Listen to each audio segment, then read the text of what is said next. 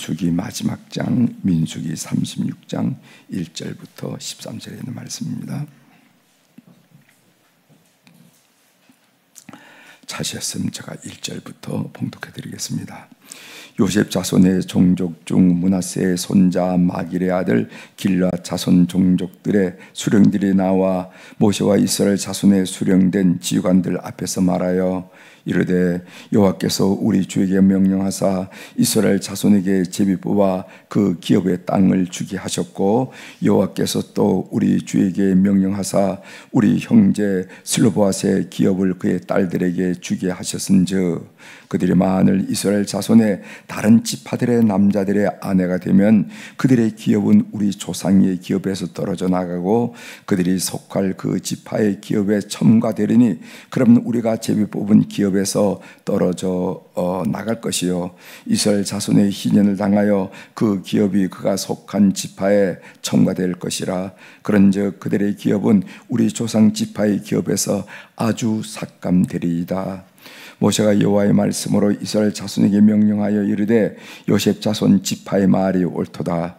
슬로보앗의 딸들에게 대한 여호와의 명령이 이라니라. 이르시되 슬로보앗의 딸들은 마음대로 시집가려니와 오직 그 조상 지파의 종족에게로만 시집갈지니 그리하면 이스라엘 자손의 기업이 이 지파에서 저 지파로 옮기지 않고 이스라엘 자손이 다 각기 조상 지파의 기업을 지킬 것이니라 하셨나니 이스라엘 자손의 지파 중 그 기업을 이은 딸들은 모두 자기 조상 지파의 종족되는 사람의 아내가 될 것이라.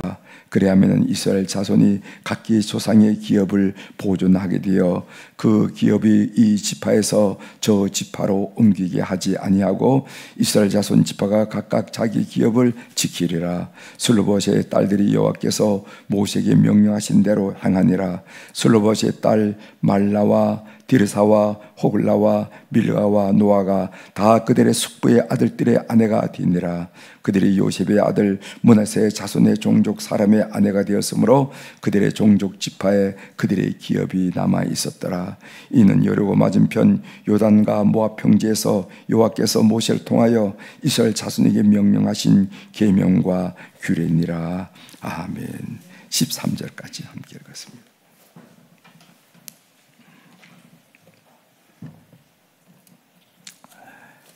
오늘 우리가 읽은 민수기 30장 마지막 장이죠. 36장을 중심으로 주제를 미래를 현실로 살아가는 믿음의 세대가 되자, 이런 주제로 말씀을 좀 나누도록 하겠습니다. 조금 말이 어렵죠. 미래가 현실이 되도록, 미래를 현실로 살아가는 믿음의 세대가 되자, 이런 말씀입니다. 이런 말이 있어요. 고양이가 사자가 되고 싶다면은, 같은 과죠, 그죠? 같은 과 아닙니까? 고양이가 사자가 되고 싶다면은 쥐를 탐하는 습관을 버려야 한다. 그런 얘기예요. 짧은 이야기지만은 의미 있는 이야기라 이렇게 들려집니다. 고양이가 사자가 되고 싶다면은 쥐를 탐하는 습관을 버려야 된다. 즉, 우리가 위대한 사람, 위대해지려면은 우리를 발목 잡는 죄의 습관을 버려야 된다는 겁니다. 죄의 습관, 습관적으로 범하는 죄, 가볍게 여기는 죄, 살면서 이런 죄도 안 짓고 산 사람이 어디 있어라고 가볍게 여기는 죄, 또 누구나 범한다는 죄, 이거 다 이렇게 사는 거야. 아무개도 물어봐. 이렇게 얘기하면서 누구나 범하는 죄, 이런 죄의 습관을 버려야만 사자가 될 수가 있다 한 이야기죠. 오늘 본문 내용은, 본문은 슬로보앗 딸들과 관련된 토지 상속권 문제를 다루고 있습니다. 이로써 가나안 땅 기업 분배를 위한 제반 사항이 마무리되는 것을 우리가 보게 됩니다. 이제 좀 본문을 살펴보도록 하겠습니다. 1절, 요셉 자손의 종족 중 므낫세의 손자 마길의 아들 길앗 자손 종족들의 수령들이 나와 모세와 이스라엘 자손의 수령된 지휘관들 앞에 말하여, 우리가 민수기 27장에서 무엇을 배웠냐면은 수르와 딸들의 상속 문제가 제기되고 나름 해결되는 것을 배웠습니다. 그때 어떤 해결을 하나님이 주셨냐면은 남자가 없을 경우 딸들에게 기업을 분배하라, 그렇게 됐어요. 우리 아버지는 아들이 없는데 우리 딸이 자매가 있는데 그럼 우리는 아무것도 없는 겁니까? 라고 슬루와 다섯 자매들이 문제를 제기했어요. 그래서 모세는 하나님께 기도하니까 그럴 경우일지라도 딸들에게 기업을 분배하라, 우리가 배운 바가 있죠. 오늘 다시 제기된 문제 쟁점은 뭐냐면은 그 딸들이 토지를 상속받은 후에 다른 지파의 남자와 혼인할 경우에 결국 그 기업, 그 땅은 다른 지파에게 넘어갈 것이 아니냐 말이지. 딸들이 다른 지파의 남자들과 결혼할 경우, 그 말씀이 3절에 있습니다. 3절을 읽어드리겠어요. 그들이 만일 이스라엘 자손의 다른 지파들의 남자들의 아내가 되면은 그들의 기업은 우리 조상의 기업에서 떨어져 나가고 그들이 속할 그 기업의 지파의 기업에 첨가되리니 그럼 우리가 제비 뽑은 기업에서 떨어져 나갈 것이요, 이렇게 했어요. 우리가 제비 뽑아서 하나님으로부터 이 우리가 기업 땅을 받았는데 그 딸들이 다른 지파 남자들과 결혼한다면은 우리가 결국 우리 지파에서 그 기업 땅들이 떨어져 나갈 것이 아니겠느냐. 이에 대해서 모세가 하나님께 기도했습니다. 하나님이 응답하시기를 뭐라고 응답하신다면은 기업 보호를 위해서, 땅 보호를 위해서 종내 혼을 하라, 이렇게 종내혼. 그러니까 자기 씨족, 자기 종족 안에서 결혼을 하라 해서 종내혼이라 이렇게 말하죠. 6절에 나옵니다. 슬로봇의 딸들에 대한 여호와의 명령이 이러하니라. 이르시되 슬로봇 딸들은 마음대로 시집가려니와 오직 그 조상 지파의 종족에게로만 시집갈지니. 그래서 조상 지파의 종족에게로만 시집간다, 이걸 보고 족내혼이라 이렇게 말하는 거죠. 결국 슬로봇의 딸들은 사촌들과 결혼하게 됩니다. 혼인하게 됩니다. 11절에 나오죠. 슬로봇의 딸 말라와 디르사와 호글라와 밀가와 노아가 다 그들의 숙부의 아들들의 아내가 되니라 하면서 사촌 간에 결혼을 한 것을 많이 보게 됩니다. 성경은 삼촌하고 결혼한 것은 막아요. 직계종족. 그래서 자기 오빠, 친오빠와 결혼한다거나 아니면은 레위기서에 보면은 친동생과 결혼한다거나 아니면 삼촌과 결혼한다는 거, 그건 막아요. 그러나 사촌과 결혼하는 것은 허락을 합니다. 그래서 제가 이집트에서 있을 때 그 엔젤스 가든이라고 천사원이라고 그 정신지체들을 이렇게 돌보는 사역을 했는데, 거기에 정신지체를 이렇게 데리고 오는 거 보면 얼굴이 너무 비슷해. 엄마 아빠 얼굴이 너무 비슷해요. 그래서 저분들이 오래 살아서 저렇게 얼굴이 비슷해졌나 하고 그 관계가 어떻게 됐냐 이렇게 물어보면 뭐라면은 사촌이라 그런 경우가 많이 있습니다. 어떤 경우에는 삼촌이라 하는 경우도 있어요. 사실은 우리 삼촌이라고. 이것이 그 당시 고대 근동의 문화였고 특별히 유목 사회에서의 문화라 할 것은 여러분 이해할 필요가 있습니다. 땅은 하나님의 것입니다.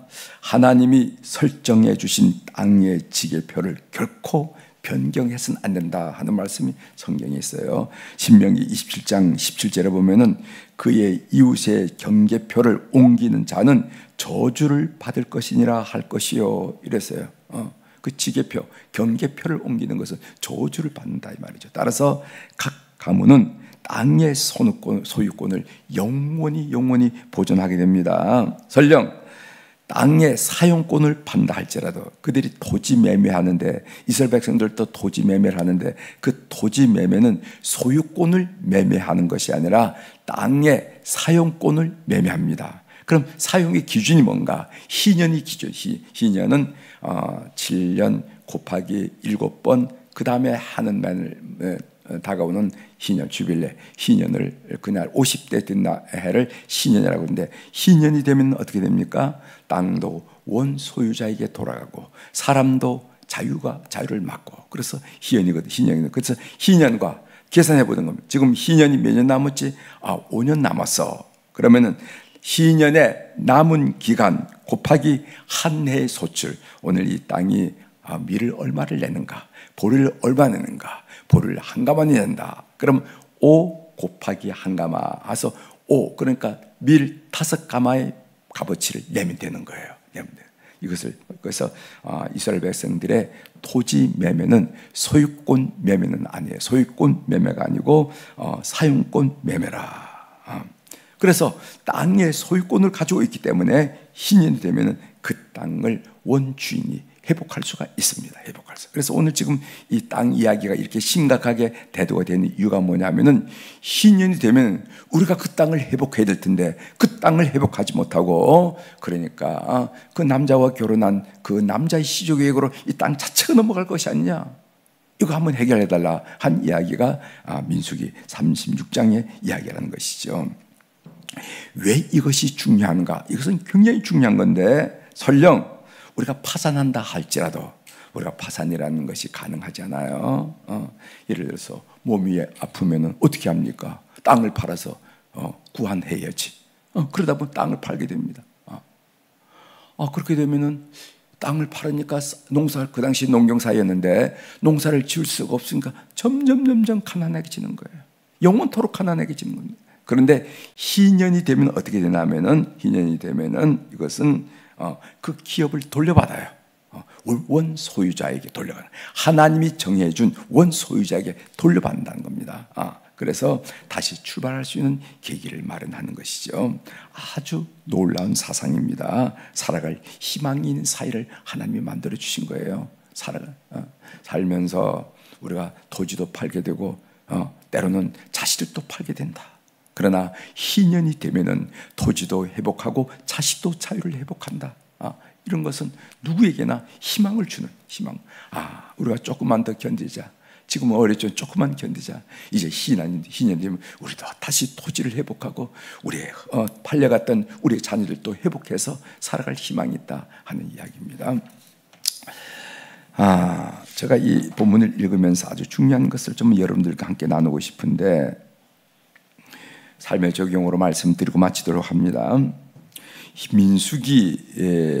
민수기가 셰토진트 70인역으로 번역이 되면서, 70인역이란 것은 뭐냐면은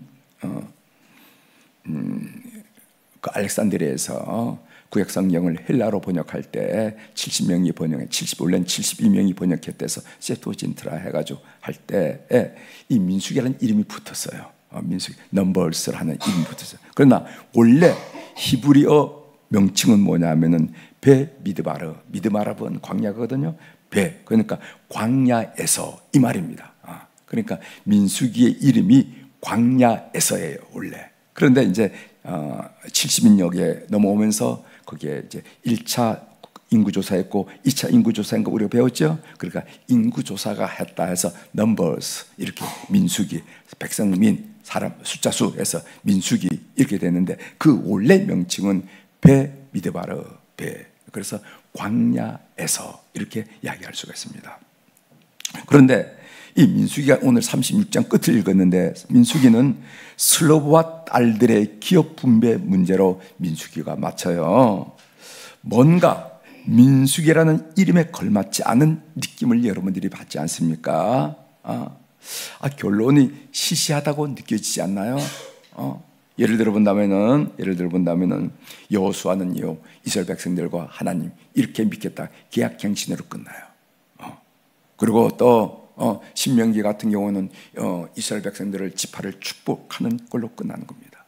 아니면 마지막 무슨 기도문, 아주 엄밀한 기도문으로 끝나는 것도 아니고, 그리고 또 민수기 35장까지는 무슨 문제, 도피성 얘기까지 하거든요. 도피성 얘기하다가 갑자기 36장이 와서 슬바 딸들의 기업 문제가 뚝 대두되면서 이 전체가 조금 좀 이렇게 허술하게 끝난다. 결론이 시시하다. 민수기란 미드바르 광야에서라는 이름과는 걸맞지 않다 하는 그런 느낌을 받게 됩니다. 그렇다면은 민수기가 슬와 딸들의 기업 문제로 36장의 대다돈에 막을 내리는 속뜻은 무엇일까? 속뜻은 무엇일까? 여러분 생각해, 이런 걸 보고 신학한다 이렇게 얘기하는 거거든요. 이게 속뜻이 뭘까? 이게 조금 좀 시시하잖아. 뭐 계약갱신으로 끝나든지, 아니면 지파를 축복하는 말씀으로 끝나든지, 아니면 그 민족을 향해서 대다돈의 무슨 기도로 끝나든지, 이렇게 해야 배 미드바르 광야에서 라는 얘기가 걸맞지. 이건 이거 지난번 27장에 잠깐 나왔던 얘기를 또 이렇게 할 수 있을까? 그런 생각을 여러분들이 하게 될 것입니다. 민수기의 마지막 장은 믿음으로 미래를 현실로 살아가는 새 세대의 출현을 알리는데 그 목적이 있다는 거예요. 믿음으로 미래를 현실로 살아가는 새 세대의 출현을 알리는데 그 목적이 있다. 즉 가나안 땅의 분배는 미래에 일어날 일이지만은 출애굽 2세대는 믿음으로 오지도 않은 미래를 현실로 알고 살아가는 거예요.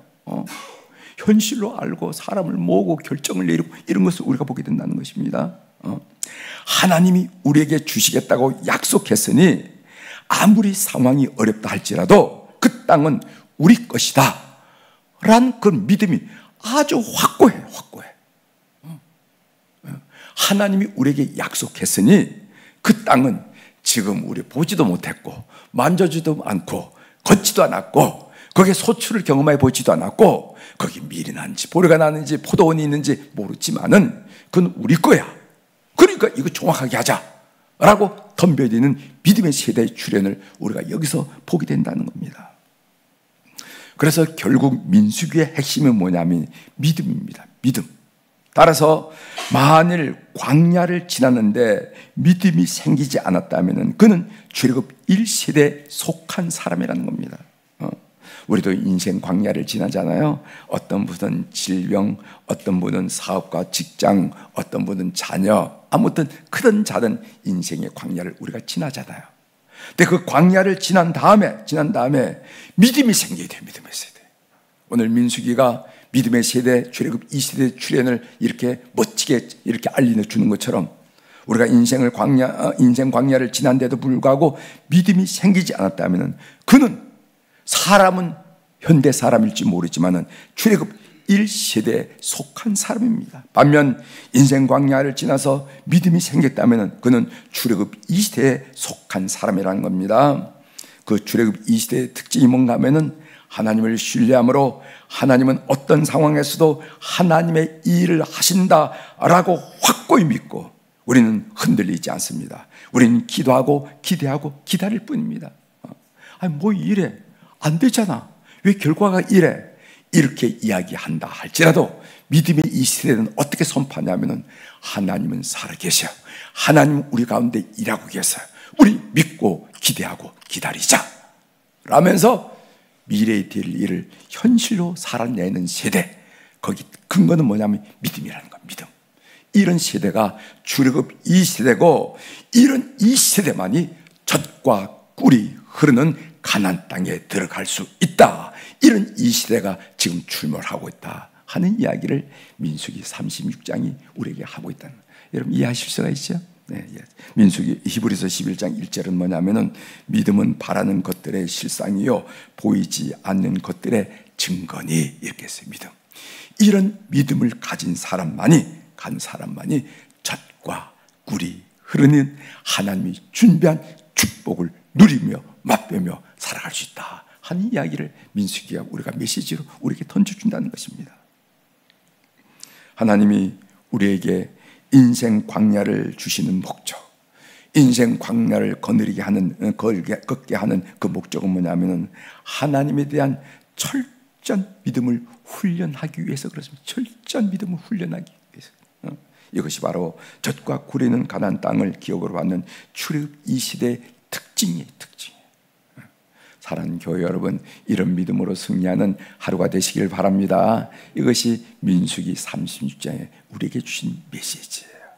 비록 상황은 우리 뜻대로, 우리 생각대로, 우리의 기대대로 전개되지는 않지만은, 그러나 하나님은 이런 상황에도 일하고 계신다라는 사실을 확실히 믿고 조금 더 흔들리지 않고 오늘도 기도하고 기다리고 기대하는 그런 삶이 되기를 주의 이름으로 축원합니다. 기도하시겠습니다.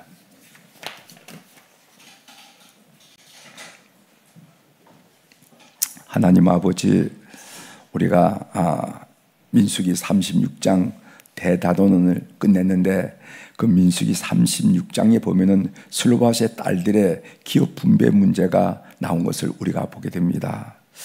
민수기라는 그 대다돈, 36장이란 그 대다돈의 마지막 치고는, 결론 치고는, 결말 치고는 조금은 기대받기다 하는 생각을 하면서, 그럼에도 불구하고 성경은 왜 이 내용을 우리에게 기억하면서 메시지를 주며 교훈을 줄까라는 생각을 가지고 묵상하는 가운데, 여기에는 슬로바의 딸들이라는 것, 슬로바 형제들이라는 그런 미래 세대, 새 세대가 출몰하고 출현한 현장을, 그 현장에 서 있음을 우리가 알게 되었습니다.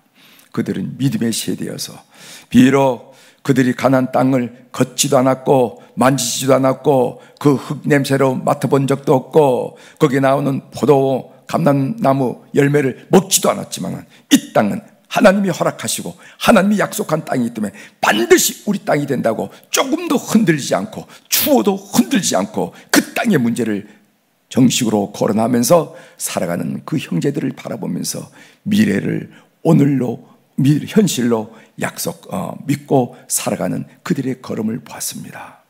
그래서 출애굽 이 시대에 젖과 꿀이 흐르는 가나안 땅에 간 사람들은 이런 사람들만이 간다고 민수기가 이야기하는 것을 우리가 들었습니다.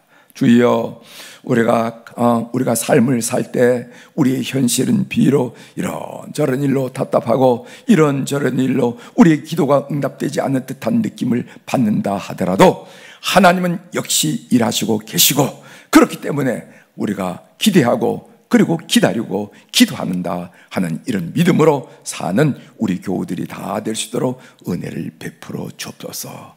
흔들리지도 않고 낭망하지도 않고 주저하지도 않고 하나님이 일하고 계셔, 하나님이 살아계셔 선포하면서 가정과 삶을 일궈내는 우리 그리스도인들이 다 될 수 있도록 역사하여 주시옵소서. 하나님, 오늘도 우리 사랑하는 교우들이 주님 앞에 귀한 물질 1,000번째 헌금을 올려드렸습니다. 솔로몬의 본을 받아들인 이 헌금을 주께서 연락하여 주옵소서. 눈 밝으신 하나님께서 그들의 이름과 그 사연들을 또 통촉하여 주셔서 하나님, 일마다 때마다 우리의 걸음과 함께 하시고 그 사건 현장에 개입하시고 간섭하시는 하나님의 그 놀라운 역사를 늘 경험하는 성도들의 삶이 되도록 은혜를 베풀어 주옵소서. 오늘 수요일날 특별히 우리 자손들, 자녀들과 손자, 손녀들을 위해서 기도하게 하시오니 감사를 드립니다. 하나님, 해에서 공부하는 자녀들도 있고 사업하는 자녀들도 있고 직장 생활을 하는 자녀들도 있습니다. 그들이 비록 부모의 슬하를 떠나서 이 영말에서 그들의 삶을 일군다 할지라도 오늘 이 새벽에 우리가 기도할 때 시간과 공간을 초월하신 하나님의 거룩하고 능력 있는 역사가 그들을 늘 붙드심으로 말미암아 아름답고 귀한 소식으로 그들의 대화가 충만하도록 은혜를 허락하여 주옵소서. 우리의 자녀들이 나라의 부름을 받고 국방의 의무를 감당하기 위하여 전선에서 병영에서 나가 있는 우리의 자손들이 있습니다. 하나님, 총기류가 있고 황류가 있는 위험한 일, 또 대부분 남자들만 모여 사는 각박한 그런 병영이라 하지만은 하나님이 역사하심으로 좋은 지휘관 만나고 좋은 조언들을 통해서 그들의 인격이, 그들의 영혼이, 그들의 마음이, 그들의 육체가 성장하여 이제 2년 가까이, 20개월 가까이 군대를 마치고 우리 앞에 섰을 때는 더 멋진 우리 귀한 아들들로 딸들로 시험 받을 수 있도록 은혜를 허락하여 주옵소서. 그대에게는 인생 광야일 줄 믿사오니 그 인생 광야에서 하나님이 계획하신 그 모든 일들을 넉넉히 훈련받고 이루어드리는 우리의 자손들이 될 수 있도록 도와주시옵소서. 호성세월 하는 자녀들 하나도 없도록 도와주시고 참 의미있고 보람있고 새get만한 그런 귀한 기간으로 저들을 축복하여 주옵소서. 우리의 자손들이 어려운 가운데 직장 생활하는 자손들도 있고 사업을 일구는 자손들이 있습니다. 하나님, 남다른 아이템, 남다른 지혜, 남다른 열정, 남다른 열심을 통해서 많은 사람들 앞에 두각을 나타낼 수 있도록 은총을 베풀어 주옵소서. 어떻게 그렇게 열정적이냐고, 어떻게 그렇게 생각을 했느냐고 누군가가 물을 때 하나님을 지목하면서 하나님께 찬양하는 자손들이 다 될 수 있도록 은혜를 베풀어 주옵소서. 세상이 경기 타령할 때 우리의 자손들은 그 경기를 극복하고 장애물을 넘어서 이뤄나가는 놀라운 하나님의 은혜를 경험할 수 있도록 역사하여 주시옵소서. 하나님, 우리의 자손들이 학교에서 이제 공부를 하며 어떤 아이들은 중학교를, 어떤 아이들은 고등학교를, 어떤 아이들은 대학을 준비하면서 또 재수를 하면서 하나님의 이끄심을 기대하며 공부하는 자녀들이 있습니다. 하나님, 그들의 건강을 지켜주시고 또 그들의 목표를 흔들림 없이 분명하게 만들어주시고 또 집중력과 의지력을 통하여 하나님 그들이 통하여 이루시길 원하시는 하나님의 이끄심을 받는데 부족함이 없도록 은혜를 베풀어 주옵소서. 하나님, 우리가 그들을 세상에 내보는데 이 세상은 녹록한 세상이 아닙니다. 여러 가지 참으로 우리가 생각만 해도 끔찍한 일들이 이 세상 속에 난무하고 있는데 하나님, 우리 주님께서 오늘 또 저들의 임마누엘 되시고 그리고 산성이 되시고 진영이 되심으로 말미암아 그들의 영혼이 다치지 않고 그들의 심령이 다치지 않고 그들의 육체가 다치지 않도록 강건함으로 오늘 승리하는 우리 자손들이 다 될 수 있도록 역사하여 주시옵소서. 가정의 꿈들이 되게 도와주시고 가정의 미래가 되게 도와주시고 하나님의 계획이 될 수 있도록 주께서 다스려 주옵소서. 하나님, 우리의 자손 가운데 육신이 약하여 어른들의 마음에 늘 기도의 제목이 되는 우리 자손들도 있음을 하나님이 아신 줄 믿습니다.